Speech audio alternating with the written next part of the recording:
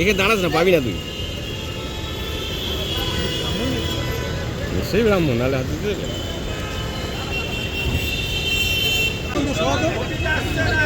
জয়া এখানে দাঁড়িয়েও না একদমই। এই তুমি কি ভেবে আসবে নাকি? কোথা গেলে ওখানে? এই রাজা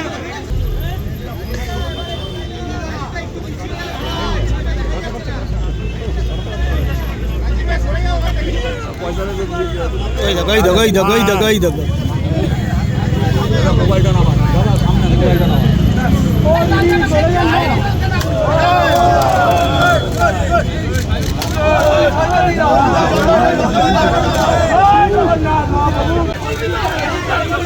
আবার চলে এলো কেন? আবার কায়দা করে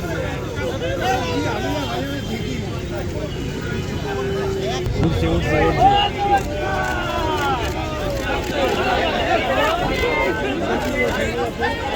সামনের দিকে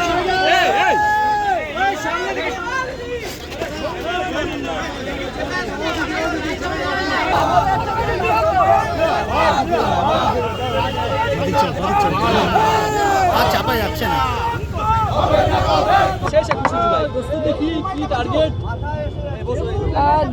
2026 বিধানসভার আগে শেষ 21শে জুলাই এবং 2026-এ যখন মমতা বন্দ্যোপাধ্যায় চতুর্থবারের মতো পশ্চিমবঙ্গের মুখ্যমন্ত্রী হবে, তার আগেও এটা শেষ 21শে জুলাই।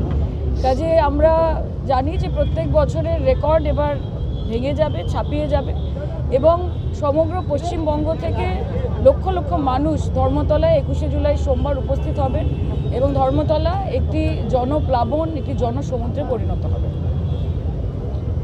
বিভিন্ন রাজ্যে বিজেপি শাসিত রাজ্যে বাঙালিদের উপর নির্যাতন হচ্ছে, বিশেষ করে পরিযায়ী শ্রমিকদের উপর। এই অবস্থায় বাঙালি অস্মিতাকে অন্যতম কি হাতিয়ার করছেন আপনারা? বিজেপি বাংলা বিদ্বেষী এবং বিজেপি বাঙালি বিদ্বেষী, এটা এতদিন সবাই পরোক্ষভাবে জানতো, এখন আসল সত্যিটা সামনে এসে গেছে।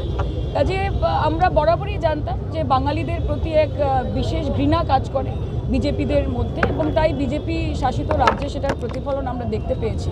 আমরা জানি যে আমাদের মাননীয় মুখ্যমন্ত্রী 16 তারিখ পথে নামছেন, আমরা সকলে তার সাথে থাকব।